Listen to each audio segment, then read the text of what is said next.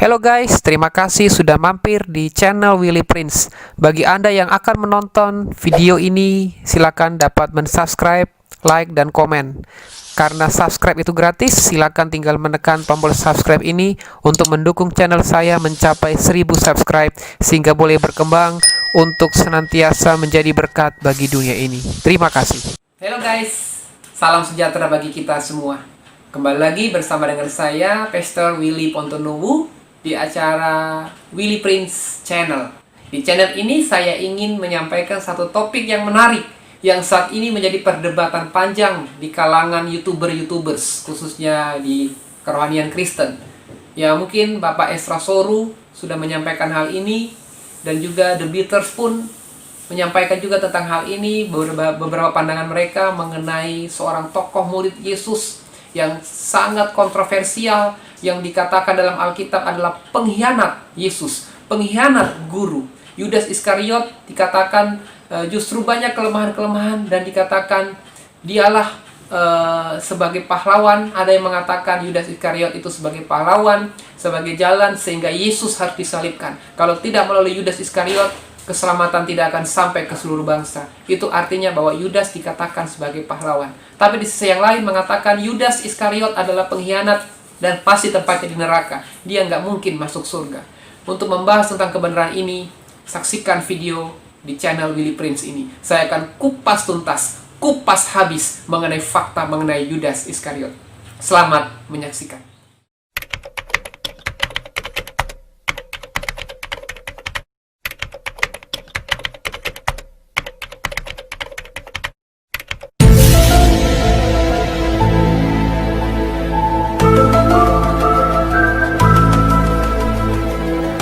Menurut saudara, apakah Yudas layak disebut sebagai pahlawan sejati?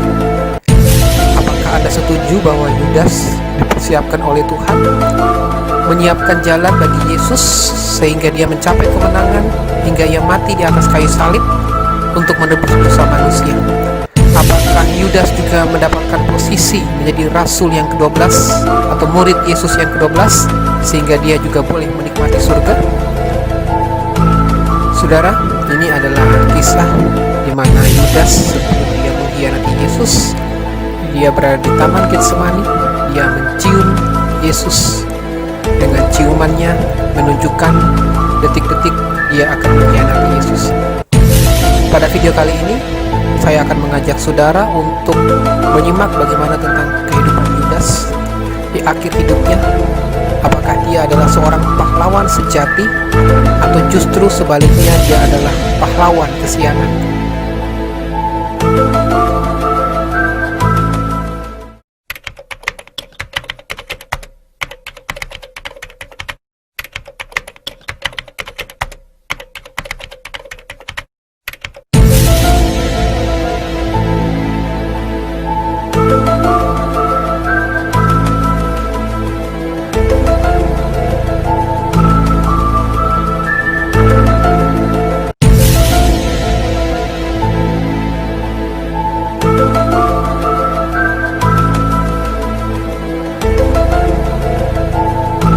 Apakah Yudas dipersiapkan oleh Tuhan yang nantinya tetap akan masuk ke surga, atau justru sebaliknya dia menjadi penghuni neraka karena melakukan bunuh diri setelah dia menyangkal atau mengkhianati Yesus hingga akhirnya dia melakukan bunuh diri? Mari kita saksikan video tentang Yudas, pahlawan sejati.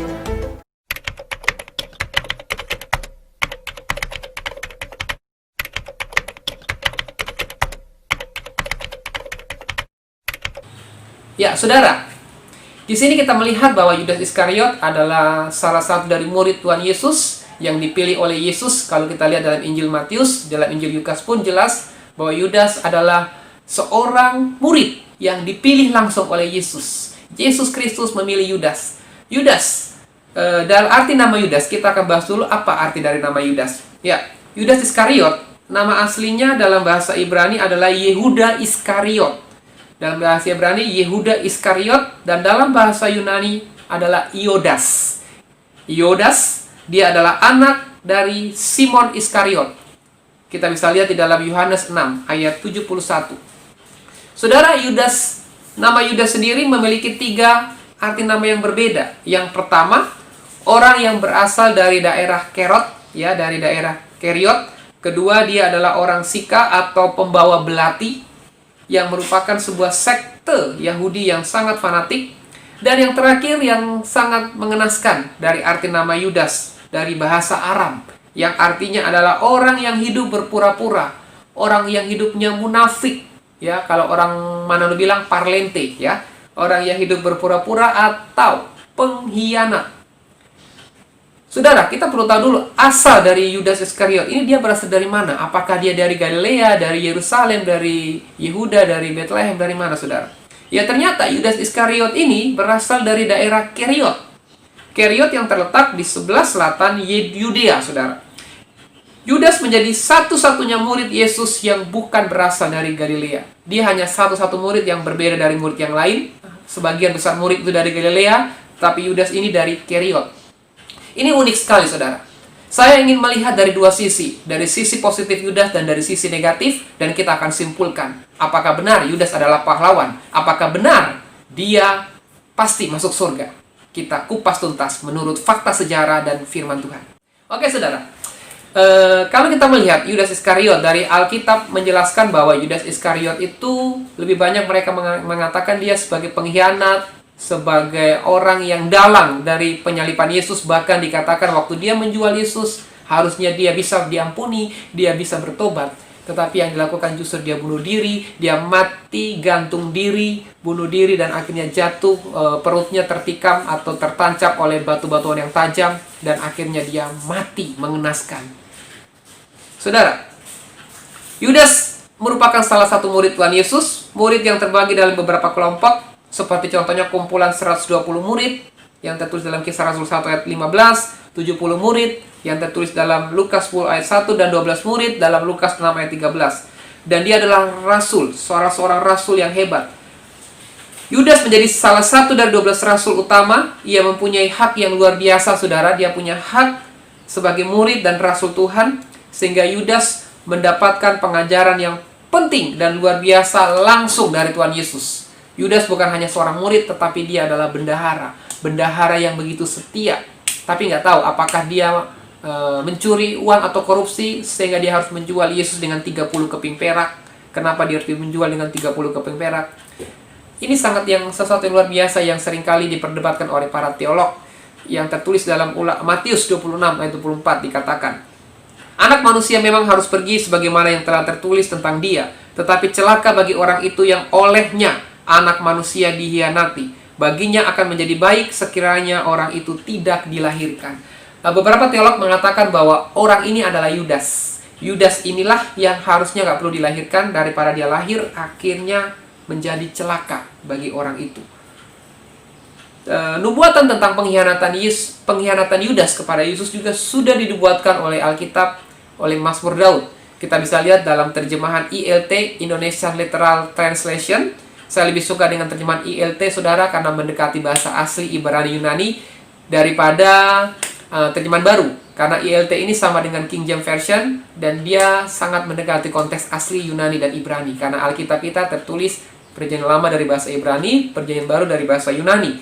Dalam Mazmur 41 ayat 10, terjemahan ILT mengatakan, bahkan orang kepercayaanku yang aku percaya kepadanya, yang makan rotiku, telah mengangkat tumitnya melawan aku. Di dalam Mazmur 41 ayat 10 ini sudah digenapi di dalam Markus 14 ayat 10 dan 11. Saya bacakan dari versi ILT juga. Dan Yudas Iskariot, seorang dari ke-12 murid itu, pergi kepada imam-imam kepala agar ia dapat menyerahkan dia kepada mereka. Dan yang mendengarkannya bersuka cita dan berjanji untuk memberikan perak kepadanya. Dan ia berusaha bagaimana dapat menyerahkan dia dengan tepat. Saudara, para teolog-teolog mengatakan, khususnya dari kalangan Gnostik, kenapa muncul mengatakan bahwa Yudas adalah pahlawan, Yudas adalah orang hebat? Itu adalah ajaran dari Gnostik, dan itu hidup pada abad pertama dan abad kedua. Gnostik adalah kepercayaan yang menggunakan pengetahuan, menggunakan rasio, menggunakan akal budi, dan bertolak belakang dengan ajaran kekristenan pada zaman itu. Karena Alkitab itu dikanonkan pada abad-abad ke kurang lebih di abad ke-8 ya, abad ke-7 ke-8, karena di abad ke-4 itu abad di mana kepausan bekerja, di mana Romawi sangat kuat. Sedangkan di abad pertama, abad kedua, Gnostik itu sudah ada. Bahkan sebelum Yesus lahir, sebelum zaman Yesus pun, ajaran Gnostik ini sudah ada, saudara. Dan Alkitab dan di sini kita lihat bahwa Gnostik itu ingin bertolak belakang dengan ajaran kekristenan pada umumnya. Dan mereka melihat dari sisi positif dari Yudas. Makanya ada yang namanya Injil Thomas, Injil Yudas, Injil Petrus, dan 12 murid itu punya Injil, saudara. Tapi kita sebagai orang percaya, itu hanya mengakui 4 Injil. Injil Matius, yang ditulis oleh Matius, Injil Markus, Yohanes Markus, Injil Lukas, ditulis oleh Lukas adalah seorang tabib, dan Injil Yohanes ditulis oleh Rasul Yohanes. Itu artinya bahwa dari 4 Injil, 3 ditulis oleh murid Yesus dan 1 ditulis oleh dari orang awam atau orang yang pengetahuan umum, saudara. 3 berbanding 1, saudara. Ya, kita kembali pada konteks mengenai Yudas, saudara. Ya, mereka mengatakan bahwa Injil Yudas, dalam Injil Yudas ini adalah tulisan kuno yang berisi kisah tentang Yudas Iskariot. Dan di dalam Injil itu dia menulis seperti ini. Dalam Injil Yudas, perspektif yang dipakai untuk melihat Yudas Iskariot amat berbeda dengan apa yang tertulis di dalam Alkitab. Di dalam Injil Yudas, perbuatan Yudas menyerahkan Yesus sehingga Yesus mati di kayu salib tidak dipandang negatif. Merupakan ini sesuatu yang positif.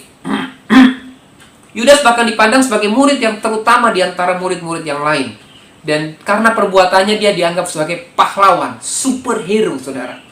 Perbedaan tersebut amat wajar sebab Injil Yudas merupakan tulisan dari kelompok Kristen Gnostik, ya. Pada awal perkembangan kekristenan abad pertama dan kedua, aliran Gnostik merupakan lawan dari kekristenan. Saudara, apakah saudara yakin bahwa Yudas adalah pahlawan? Apakah benar Yudas itu adalah pasti masuk surga? Kalau kita melihat kronologis dari kisah Yudas, waktu Yudas dikatakan akan menyerahkan Yesus, Yesus tahu. Tuhan tahu bahwa Yudas akan menyerahkan Yesus. Apakah Yesus gagal dalam memilih Yudas? Tidak. Yesus adalah Tuhan yang Maha Tahu. Dia adalah Tuhan yang datang menjadi manusia. Tapi dalam ajaran Gnostik dikatakan dia adalah manusia ilahi yang datang sebagai menjadi manusia lahiriah. Manusia ilahi yang ilahi menjadi manusia yang mengajarkan tentang moral, mengajarkan tentang pengetahuan. Sehingga ajaran Gnostik itu lebih berpusat kepada pengetahuan, sesuatu yang real, sesuatu yang masuk akal. Saudara perlu tahu bahwa Yudas adalah pengkhianat dari Yesus. Sekalipun dia sebagai orang pilihan, tetapi ingat, Yudas mengizinkan dirinya dipakai oleh iblis. Saya katakan bahwa pengetahuan Yudas adalah pengetahuan yang hebat. Dia adalah rasul yang hebat, bendahara. Kenapa dia dipilih menjadi kepercayaan dari Tuhan Yesus? Karena dia adalah orang hebat. Dia adalah orang yang berpengaruh pada zaman itu. Seorang bendahara dari Keriot, walaupun dia bukan dari Galilea. Tetapi apakah Yesus gagal? No. Yesus tidak gagal di dalam memilih Yudas. Yudas membuka hatinya dipakai oleh iblis. Sebenarnya Yudas memang sudah direncanakan bahwa Tuhan sudah tahu bahwa Yudas yang akan dipakai untuk menjadi pengkhianat. Tetapi kita belajar kepada Petrus. Waktu Petrus menyangkal Yesus 3 kali, Petrus membuka hatinya untuk bertobat. Dia bertobat, dia tidak bunuh diri, dan dia akhirnya dipakai Tuhan menjadi rasul yang hebat. Sekali berkhotbah 3.000 jiwa bertobat. Kalau mungkin pada waktu itu Yudas bertobat, mungkin dia lebih hebat dari Petrus. Dia yang layak menjadi pahlawan. Kenapa dia pahlawan? Karena dia bertobat, menyerahkan hidupnya total untuk rajanya, untuk gurunya, yaitu Yesus. Yudas Iskariot layak dianggap sebagai pahlawan kalau dia nggak bunuh diri. Sayangnya dia melakukan bunuh diri karena apa? Dia menyesal. Penyesalan yang dilakukan oleh Yudas membuka hatinya kepada pekerjaan iblis. Bukan kepada Tuhan Yesus. Bukan kepada Tuhan, kepada Bapa, tapi kepada iblis. Dan akhirnya dia menghancurkan hidupnya dan akhirnya dia bunuh diri. Ada satu pengajar yang mengatakan bunuh diri itu nggak dosa. Bunuh diri itu sah-sah aja dan bisa saja dia masuk surga. Misalnya contoh bunuh diri mau diperkosa. Dia bunuh diri kenapa? Daripada dia diperkosa, daripada dia dibunuh perampok, mendingan bunuh diri. Nah, itu salah, saudara. Saya tidak setuju dengan pengajaran seperti itu. Itu teologi yang kebablasan, teologi liberal, teologi yang terlalu naif untuk kita percayai. Kita sebagai umat percaya, kita sebagai orang yang memegang tentang kebenaran, kita hanya mengakui 4 Injil. Tidak ada Injil Yudas, tidak ada Injil Barnabas, Injil Thomas, dan Injil yang lain. Kita hanya mengakui 4 Injil yang dikenal dengan Injil Matius, Markus, Lukas, Yohanes. Dan Alkitab mencatat bahwa Yudas mengkhianati Yesus. Bukan pengkhianatannya yang membuat Yudas nggak berkenan. Bukan dia dipakai Tuhan atau diizinkan Tuhan untuk menggenapi rencana Allah yang membuat dia tidak berkenan, tetapi karena dia bunuh diri, karena dia tidak hidup sesuai dengan apa yang Tuhan kehendaki. Saudara, kita belajar dari kisah Yudas. Yudas sebagai contoh murid yang gagal. Kita melihat Yudas sebagai contoh, sebagai murid yang keluar dari kehendak Allah. Yudas keluar dari kehendak Allah bukan berarti Tuhan mengizinkan, bukan berarti Tuhan menghendaki. Tetapi di sini kita melihat dari sudut pandang. Di satu sisi kita melihat kebaikan dari Yudas. Bagaimana Yudas, orang sebagai bendahara, sebagai kepercayaan Tuhan, selalu melihat mujizat, selalu melakukan hal-hal yang menyenangkan Tuhan. Tetapi ketika detik-detik penyalipan Yesus, dia melakukan sesuatu yang berbeda, saudara. Dia menjual Yesus. Waktu dia menjual Yesus, dia sadar. Dia sadar bahwa apa yang dilakukannya adalah salah, saudara. Kenapa Yudas tidak mungkin masuk surga, saudara? Karena dia mengambil haknya Tuhan. Dia bunuh diri. Kalau dia benar-benar masuk surga, saudara, berarti orang-orang yang bunuh diri di dunia pun pasti masuk surga. Apakah Anda percaya tentang hal itu? Saudara, jangan percaya dengan teolog-teolog liberal yang mengatakan Yudas adalah pahlawan. Yudas pasti masuk surga. Karena di dalam Matius 27 ayat 5, kita akan lihat dengan jelas. Matius 27 ayat 5 mengatakan, maka ia pun melemparkan uang perak itu ke dalam bait suci, lalu pergi dari situ dan menggantung diri. Kenapa dia membuang uang perak 30 keping perak bukan di halaman, bukan di luar, tetapi di dalam bait suci? Karena dia tahu bahwa bait suci adalah tempat yang kudus, tempat di mana pengampunan akan terjadi. Dia memberikan uang perak ini supaya uang ini dia menyesal dan sangat menyesal, dia butuh pengampunan. Tetapi dia menganggap harga dirinya rendah, dia menganggap dia tidak pantas sebagai pahlawan. Apa yang terjadi? Dia menggantung diri. Dan di dalam Kisah Rasul 1 ayat 18 dan 19 mengatakan, Yudas ini telah membeli sebidang tanah dengan upah kejahatannya, lalu ia jatuh tertelungkup dan perutnya terbelah sehingga semua isi perutnya tertumpah keluar. Hal itu diketahui oleh semua penduduk Yerusalem, sehingga tanah itu mereka sebut dalam bahasa mereka sendiri Hakaldama, artinya tanah darah. Saudara, berbicara mengenai tanah darah, ini adalah sesuatu tanah yang terkutuk, sesuatu tanah yang karena sifat kejahatan yang sangat jahat. Dan dikatakan dalam Kisah Rasul 1 ayat 18 ini, akibat kejahatan ini adalah upah, buah dari kejahatan, buah dari ketidakadilan dari Rasul Yudas Iskariot, saudara. Ini menjadi pembelajaran bagi kita, saudara, bahwa apa yang dilakukan oleh Yudas menjadi pembelajaran. Ketika saudara melakukan dosa, mungkin membunuh orang, mungkin merampok, mungkin memperkosa, atau berzina, atau apapun, pengampunan masih tetap terjadi. Saudara akan disebut sebagai pahlawan ketika saudara berdosa, saudara bertobat. Saudara akan disebut sebagai pahlawan ketika saudara melakukan kejahatan, saudara sadar. Dengan respon saudara, saudara datang kepada Bapa, datang tersungkur di bawah kaki Tuhan. Itulah yang disebut pahlawan. Yudas memang dia pahlawan, tapi pahlawan kesiangan. Pahlawan tanpa tanda jasa, atau bukan pahlawan tanpa tanda jasa, itu guru. Guru layak disebut sebagai pahlawan tanpa tanda jasa. Yudas adalah pahlawan, benar. Saya setuju dengan teolog liberal, dia pahlawan, tapi pahlawan kesiangan, alias pahlawan yang mati konyol. Anda ingin mati konyol seperti Yudas? Jangan ikuti Yudas. Anda ingin pengajaran Yudas bahwa Yudas masuk surga? Jangan ikuti. Itu pengajaran yang sesat. Itu pengajaran yang menyimpang. Itu pengajaran yang tidak sesuai dengan kebenaran firman Tuhan. Itu adalah ajaran gnostik. Ajaran gnostik yang sudah hidup, sudah berkembang di abad pertama dan abad kedua. Saudara, sekian dari Willy Prince Channel. Bersama dengan saya Willy Pontonuwu yang mengupas tuntas tentang pahlawan Yudas. Dan saya simpulkan bahwa Yudas Iskariot tidak masuk surga. Bahwa Yudas Iskariot dipakai oleh iblis untuk menggagalkan rencana Tuhan. Tetapi sekalipun dia membawa Yesus ke kayu salib, tetapi kenapa dia gagal? Karena dia bunuh diri, dia membuka hatinya kepada pekerjaan iblis. Sehingga imbasnya adalah dia menuju kepada neraka yang kekal, saudara. Bagaimana dengan Anda? Apakah Anda setuju dengan pendapat saya? Kalau saudara tidak setuju, silakan tulis komentar di bawah ini. Kalau Anda setuju dengan pendapat saya, silakan juga tulis di komentar ini. Sekian berita yang saya sampaikan. Kita akan masuk kepada sesi yang kedua. Nanti saya akan kupas tuntas mengenai penyalipan seorang tokoh bersejarah. Apakah yang disalibkan adalah Yudas Iskariot atau Yesus Kristus? Beberapa teolog mengatakan bahwa yang disalibkan itu adalah Yudas, bukan Yesus. Kita akan kupas tuntas penyalipan tokoh bersejarah. Apakah yang disalib Yesus Kristus atau Yudas Iskariot. Sampai ketemu di channel Willy Prince berikutnya.